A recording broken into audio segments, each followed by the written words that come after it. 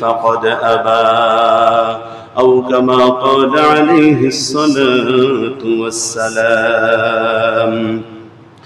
وقال الله سبحانه وتعالى في شان حبيبه مخبرا وآمرا: إن الله وملائكته يصلون على النبي يا أيها الذين آمنوا صلوا عليه وسلموا تسليما.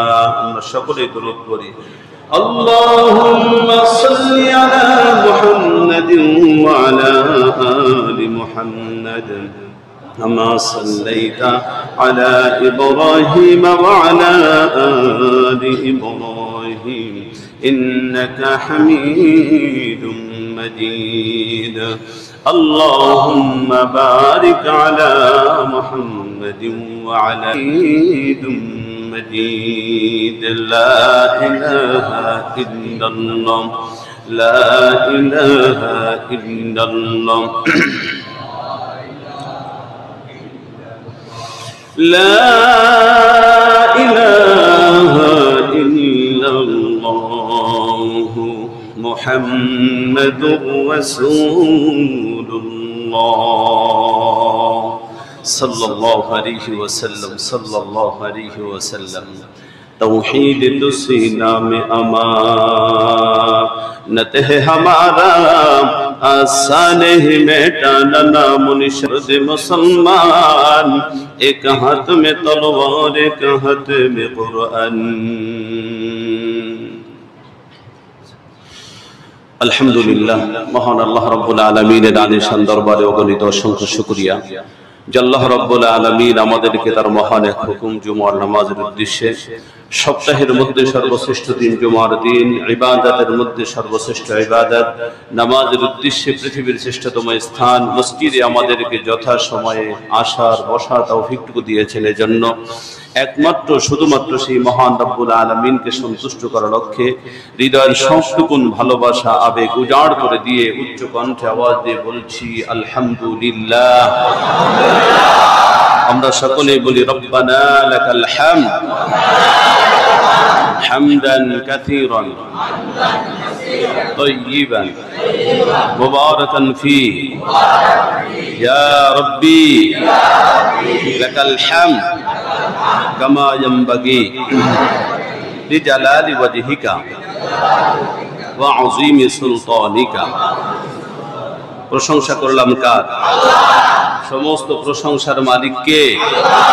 সমস্ত ক্ষমতার মালিক কে? সুপ্রিয় উপস্থিতি, আমাদের আলোচনা চলতেছিল পবিত্র কোরআনুল কারীমের 94তম সূরা আলাম নাশরাহ নিয়ে আমাদের আলোচনা চলতেছিল। গত সপ্তাহে আমরা প্রথম আয়াত নিয়ে আলোচনা করেছি। আল্লাহ পাক যদি তৌফিক দান করেন পরবর্তী আলোচনা আজকে হবে। আল্লাহ পাক যেন আমাদেরকে সহি কথাগুলি বলা এবং আমাদেরকে শুনে আমল করার তৌফিক দান করেন। জোরে বলুন আমিন। এই সূরাটা কেন নাজিল হয়েছিল আমরা সকলেই জানি। যখন রাসূল করিম সাল্লাল্লাহু আলাইহি ওয়াসাল্লাম মক্কার বুকে কাফেরদের কাছে তাওহীদের দাওয়াত দিতে শুরু করে দিলেন, তখন গোটা আরব বিশ্বের সমস্ত কাফের মুশরিকরা যখন রাসূল করিম সাল্লাল্লাহু আলাইহি ওয়াসাল্লামের চরম বিরোধী হয়ে গেল, যখন কাফের মুশরিকেরা আবু জাহেলের গোষ্ঠী রাসূল করিম সাল্লাল্লাহু আলাইহি ওয়াসাল্লামের প্রাণের দুশমন হয়ে গেল, ওই সময় আল্লাহ রাব্বুল আলামিন এই আয়াতগুলি, এই সূরাটা নাযিল করে দিয়ে রাসূল করিম সাল্লাল্লাহু আলাইহি ওয়াসাল্লামের হিম্মতকে বাড়িয়ে দিলেন এবং আল্লাহ রাসূলকে সান্ত্বনা দিলেন। জোরে বলুন সুবহানাল্লাহ। এই সূরার ভিতরে আমরা গত সপ্তাহে আলোচনা করেছি মোট 8টি আয়াত আছে। সূরার ভিতরে কয়টি আয়াত আছে? 8টি আয়াত আছে।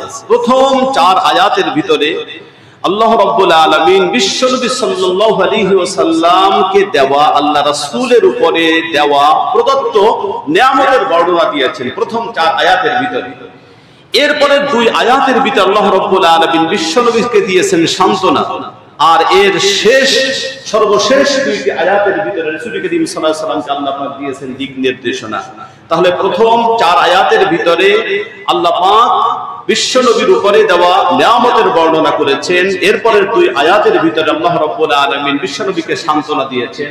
এরপরে সর্বশেষ 2টি আয়াতের ভিতরে রাসূল করিম সাল্লাল্লাহু আলাইহি সাল্লাম সহ গোটা পৃথিবীর সমস্ত উম্মতে মুসলিমাকে আল্লাহ রাব্বুল আলামিন দিয়েছেন দিক নির্দেশনা। সুবহানাল্লাহ বলেন।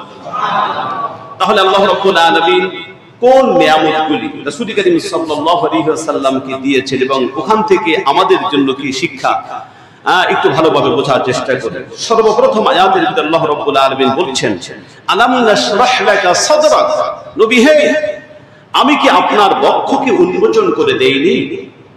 এই আয়াতের তাফসীরের মধ্যে মুফাসসির ইকরাম বলেন, এই আয়াত দ্বারা আল্লাহ রাব্বুল আলামিন 3টি বিষয়কে উদ্দেশ্য নিয়েছেন, মিন করেছেন। কয়টি বিষয়? 3টি বিষয়। এক নম্বরে আল্লাহ রাব্বুল আলামিন বুঝাতে চেয়েছেন, ওগো নবী, আমি কি আপনার বক্ষকে ইসলামের জন্য উন্মোচন করে দেইনি? আপনি আগে বেচাইন ছিলেন, আপনি অস্থির ছিলেন, এই জাতির মুক্তি কিভাবে আসবে? আমি আল্লাহ রাব্বুল আলামিন আপনার বক্ষের ভিতরে, আপনার হৃদয়ের ভিতরে আমি এটা ঢুকিয়ে দিয়েছি। আপনি বুঝতে পেরেছেন ইসলাম ছাড়া এই জাতির মুক্তি সম্ভব নয়। আপনি বুঝতে পেরেছেন এই ঘুরে ধরা জাতির মুক্তি একমাত্র শুধুমাত্র কোরআনের দ্বারা সম্ভব, ইসলামের দ্বারা সম্ভব। এই বুঝ আপনার ভিতরে আমি দিয়েছি।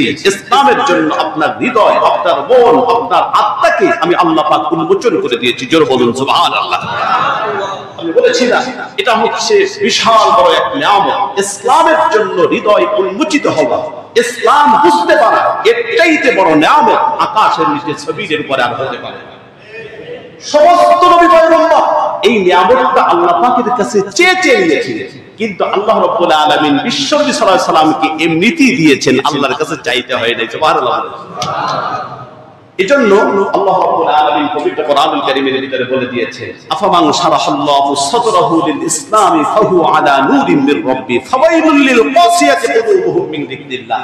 আল্লাহ পাক বলেন, আমি আল্লাহ পাক যাকে এই নিয়ামতটা দিয়েছি, ইসলাম যার ভালো লাগে, ইসলামের জন্য যার হৃদয়টাকে আমি উন্মোচন করে দিয়েছি, ওই লোকটা সদা সর্বদা সব সময় আমি আল্লাহ পাকের রহমত, বরকত, আমি আল্লাহ পাকের নূরের আওতায় থাকে। সুবহানাল্লাহ বলেন। আর যারা ইসলাম, যাকে আমি ইসলাম বুঝতে দেইনি, যার জন্য, যার হৃদয়টাকে আমি ইসলামের জন্য উন্মোচন করে দেইনি, ওই লোকটার জন্য দুর্ভোগ, ওই লোকটার কপাল পোড়া, ওই লোকটার জন্য আল্লাহর জাহান্নাম অপেক্ষা করছে। কথা বলেন ঠিক? এজন্যই দেখবেন, সপ্তাহে বলেছিলাম যে কথাটা, আমাদের সমাজে 2 ধরনের মানুষ আছে। কিছু মানুষ এমন আছে যারা ইসলামের কথা শুনলে ভালো লাগে, কিছু মানুষ এমন আছে আল্লাহর কথা শুনলে, রাসূল করিম সাল্লাল্লাহু আলাইহি ওয়াসাল্লামের কথা শুনলে তাদের হৃদয়টা ঠান্ডা হয়ে যায়, আর একটু সামনের দিকে আগায়া বসে, একটু তাড়াতাড়ি আসে, আমি আমার আল্লাহর কথা শুনবো, আমার প্রেমাস্পদ মুহাম্মদ রাসূলুল্লাহর কথা শুনবো। সুতরাং যেই জায়গায় এই আলোচনাগুলি হয়, ওই জায়গায় আগে আগে গিয়ে বসে। এরকমের লোক আমাদের সমাজে আছে না নাই? আমাদের মাঝে আছে না নাই? কিন্তু আমাদের সমাজে বিপরীত এমন কিছু মানুষ আছে, পোড়া কপাল, যারা আল্লাহর কথা শুনলে তাদের ভালো লাগে না, বিশ্বনবীর আলোচনা শুনলে তাদের ভালো লাগে না, ইসলামের কথা শুনলে তাদের শরীরের ভিতরে অ্যালার্জি সৃষ্টি হয়ে যায়, ইসলামের আওয়াজকে বন্ধ করে দিতে চায়, তাকবীরের ধ্বনিকে তারা বন্ধ করে দিতে চায়। এরকমের পোড়া কপাল আকাশের নিচে জমিনের উপরে আছে না নাই?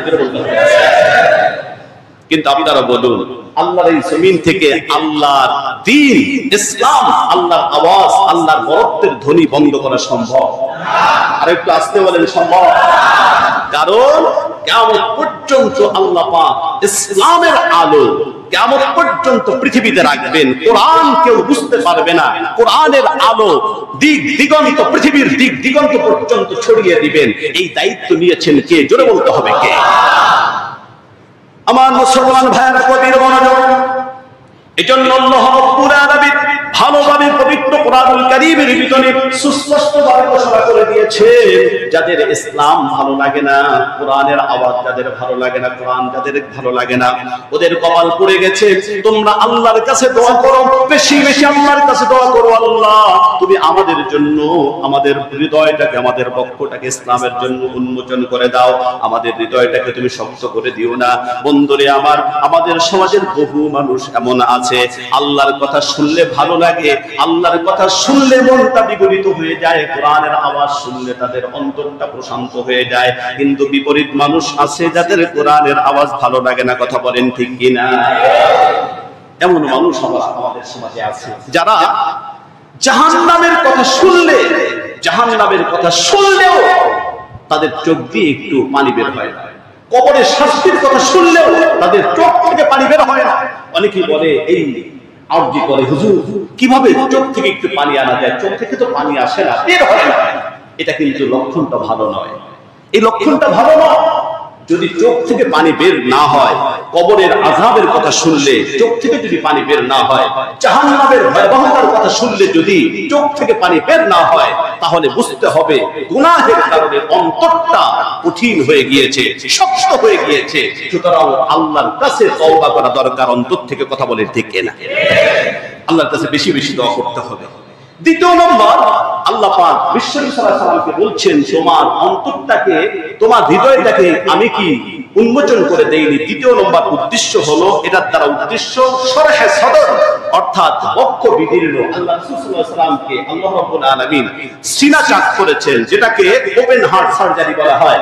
একেবারে গলা থেকে নিয়ে নাভি পর্যন্ত পুরোটা ফেরে আল্লাহ রাব্বুল আলামিন এক এক করে করে তিনবার আল্লাহ রাসূল সাল্লাল্লাহু আলাইহি ওয়াসাল্লামের ভিতরে মারিফাত আর নূর, আল্লাহ পাককে দেখার যোগ্যতা, কোরআন বোঝার যোগ্যতা, পুরো উম্মতে মুসলিমাকে কিভাবে নিষ্কৃতি দেওয়া যায়, জাহান্নাম থেকে মুক্তি দেওয়া যায়, সব কিছু আল্লাহ রাব্বুল আলামিন বিশ্বনবীর ভিতরে ঢুকিয়ে দিয়েছেন। জোরে বলুন সুবহানাল্লাহ।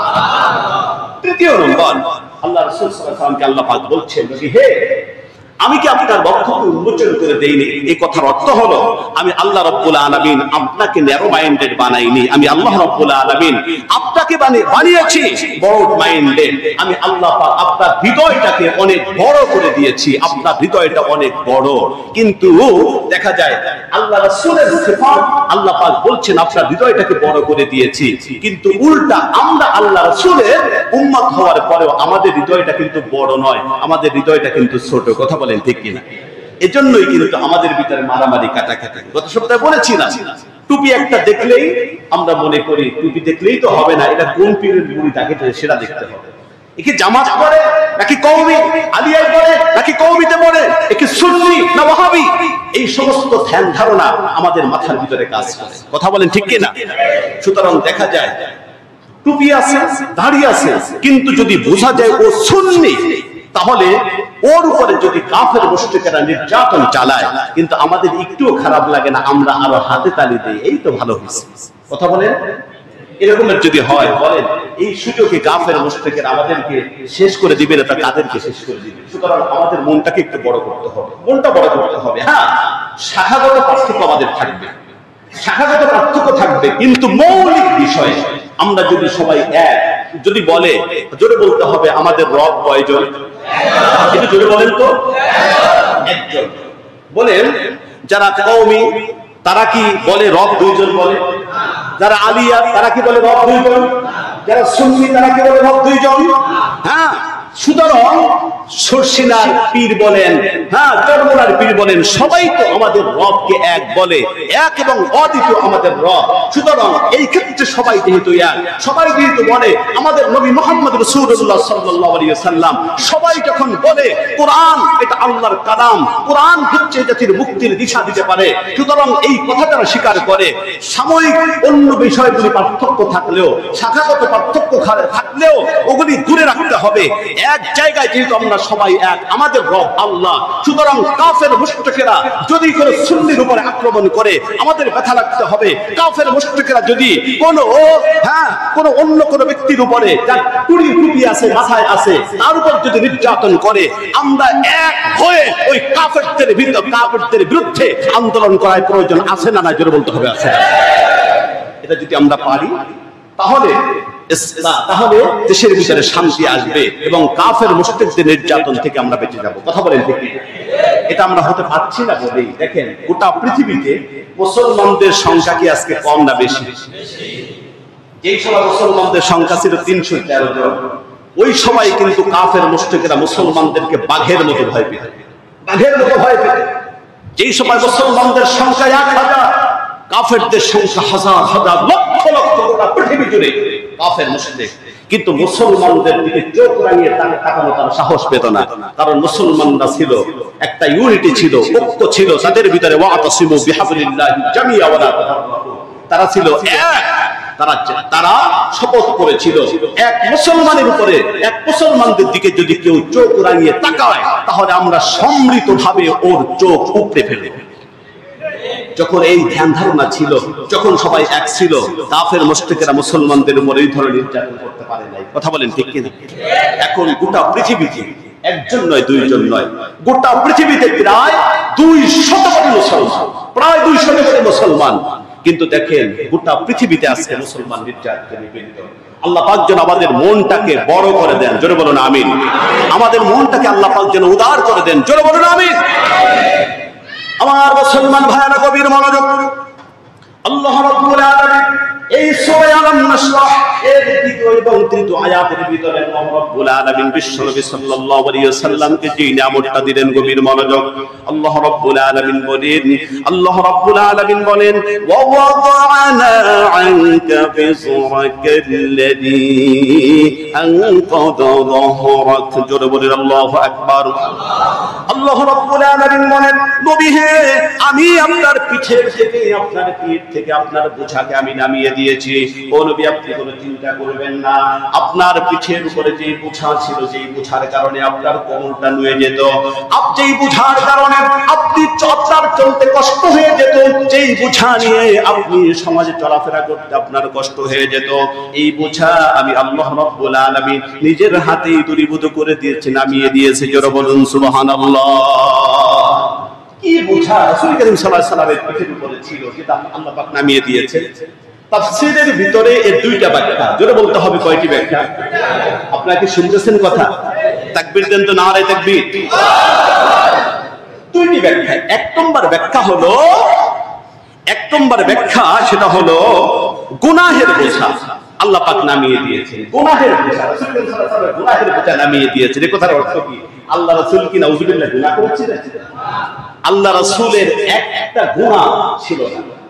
কবিরা গুনাহ দূরের কথা, একটা সগীরা গুনাহ রাসূল করিম সাল্লাল্লাহু আলাইহি ওয়াসাল্লাম করেননি। শুধুমাত্র আল্লাহ রাসূল একাই নন, গোটা পৃথিবীর মানব জাতির হেদায়েতের জন্য যত নবী পয়গম্বর আল্লাহ পাক এই পৃথিবীর বুকে পাঠিয়েছেন, কোন নবী পয়গম্বর জীবনে কোনোদিন গুনাহ করেন নাই। সুবহানাল্লাহ বলবেন না? এটা হলো আহলুস সুন্নাহ ওয়াল জামাতের আকীদা। সমস্ত নবী মাসুম, কোন নবী কোনো গুনাহ করে নাই। আর বিশ্ব মুসলমানদের গুনাহ করার প্রশ্নই আসে না।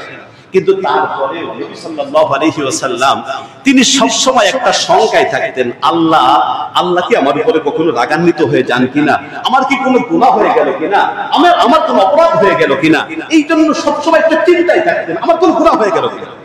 আল্লাহ রাব্বুল আলামিন ঘোষণা দিয়ে দিয়েছেন, লিয়াগফিরাল্লাহু মা তাকাদ্দামা মিন যামবিকা ওয়া মা তাআখারা। ও নবী, আপনি এত চিন্তা করেন কেন? আপনি তো কোনো গুনাহ করেন নাই, কোনোদিন কোনো গুনাহ করবেনও না। তারপরেও যে আপনার ভিতরে চিন্তা, আমি আল্লাহ পাক সহ্য করতে পারি না। আমি আল্লাহ পাক আপনার চিন্তার বোঝাকে নামিয়ে দিলাম। আমি বলে দিলাম, আপনার পূর্বাপরের আগের যদি কোনো গুনাহ হয়ে থাকে, হয়তো নাই, তারপর আপনার চিন্তা দূর করার জন্য আমি বলছি, আপনার আগের গুনাহ যদি হয়ে থাকে আমি মাফ করে দিলাম। সামনে আপনি যদি কোনো গুনাহ করেন, করবেন না আমি জানি, আপনার চিন্তা দূর করার জন্য বলছি, আপনার পূর্বা পরের আগের পরের সব অপরাধ আমি আল্লাহ পাক মাফ করে দিলাম। জোরে বলুন সুবহানাল্লাহ। আল্লাহ পাক নামিয়ে দিয়েছেন, বোঝা নামিয়ে দিয়েছেন। দ্বিতীয় নম্বর বোঝা এটা হলো চিন্তার বোঝা। আল্লাহ রাসূল সাল্লাল্লাহু আলাইহি ওয়াসাল্লামের চিন্তা ছিল কি ছিল না বলেন? একটু জোরে বলেন, চিন্তা ছিল না? আমাদেরও কিন্তু চিন্তা আছে। আল্লাহ রাসূল সাল্লাল্লাহু আলাইহি ওয়াসাল্লামের চিন্তা ছিল, কিন্তু আমাদের চিন্তা হলো দুনিয়াবী চিন্তা। আমাদের চিন্তা হলো কিভাবে একটা বাড়ির মালিক হব, আমাদের চিন্তা হলো আমার ব্যবসা বাণিজ্যে কিভাবে আমার উন্নতি হবে, আমাদের চিন্তা হলো আমি কিভাবে ক্ষমতায় যেতে পারি, আমাদের চিন্তা হলো মানুষকে কিভাবে ঠকাতে পারে, আমার চিন্তা হলো প্রতিবেশীর চাইতে আমার অবস্থা কিভাবে ভালো হয়। আমাদের চিন্তা হলো এই ধরনের চিন্তা। কিন্তু আল্লাহ রাসূলের কি এই ধরনের চিন্তা ছিল?